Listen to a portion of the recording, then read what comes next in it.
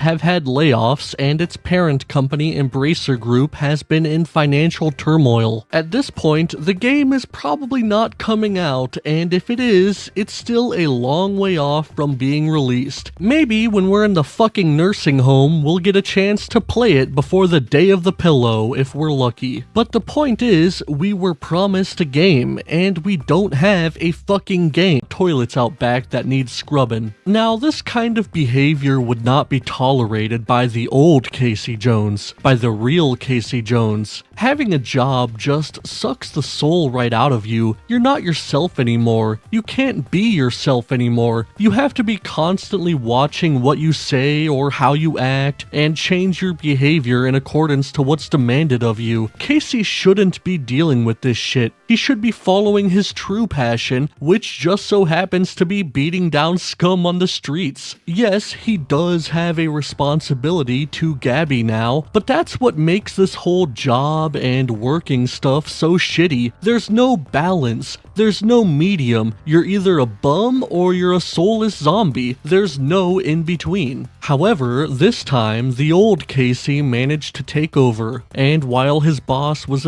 among those in the media industry, that there is no such thing as bad people. Instead, there are only people who might be driven to do bad things based on circumstances that are out of their control.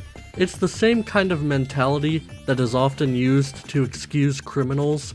The thinking goes, well, since they are poor, then they have no choice but to steal your grandma's purse, and you should actually sympathize with them and put yourself in their shoes. But that's wrong.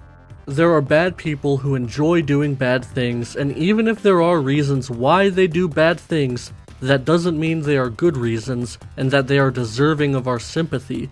This is an important lesson, a timeless lesson, that needs to be put into stories because it's just a sad fact of human nature that some people are bad. You cannot rehabilitate evil out of existence.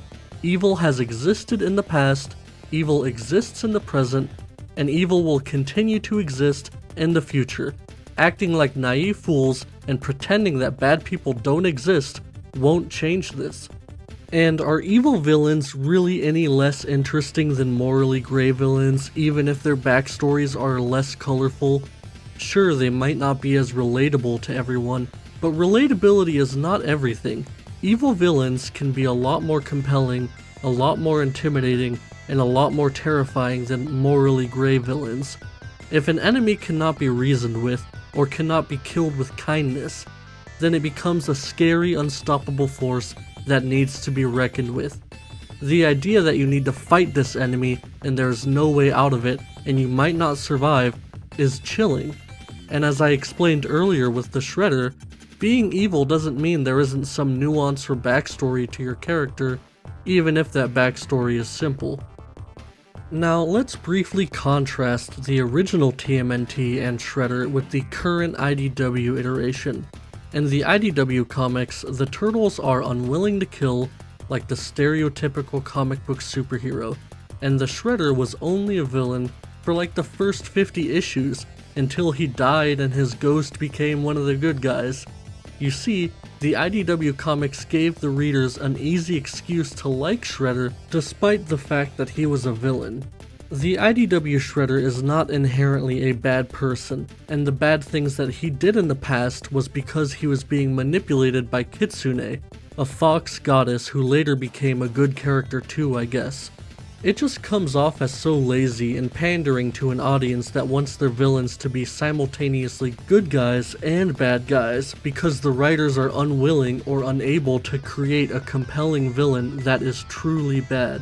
Evil villains, or as some would say, simple villains, can be interesting. They can fit into a great story, and most importantly, the reality of evil is a timeless and important story that continues to need to be told. Anyway, what do you guys think of Shredder? Do you like his simple backstory?